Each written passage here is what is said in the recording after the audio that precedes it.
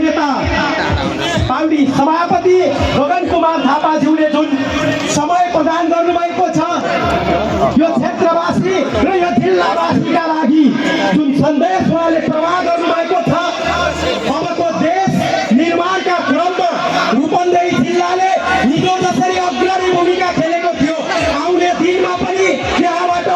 हामी सबैले मेहनत र समर्पण गरेर पठाएका हाम्रा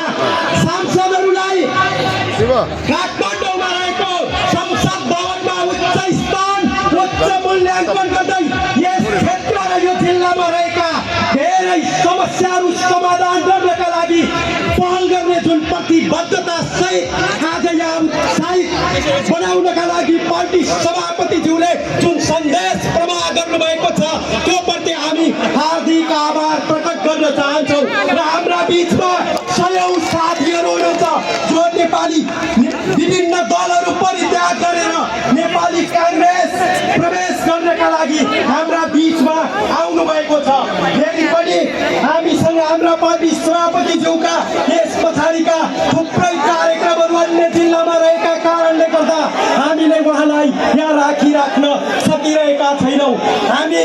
आदरणीय पार्टी सभापतिज्यू अब हाम्रा बिचबाट जाँदै हुनुहुन्छ। कृपया उहाँलाई जय नेपालको चारको नारा र गुन्जयमान तालीका साथ उहाँलाई विदाई गरिदिनु हुन पनि म हार्दिक अनुरोध गर्न चाहन्छु।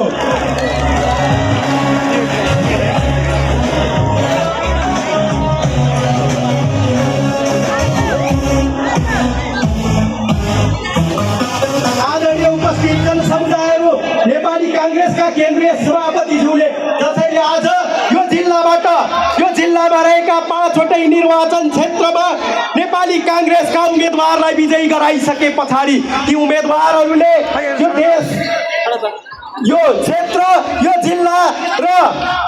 नेपालको अहिले बढालिन लागेको लोकतन्त्रलाई सम्हाल्दै महत्त्वपूर्ण भूमिका खेल्नेमा उहाँले जसरी आश्वस्त गराउनु भएको छ उहाँप्रति हार्दिक आभार प्रकट गर्न चाहन्छु।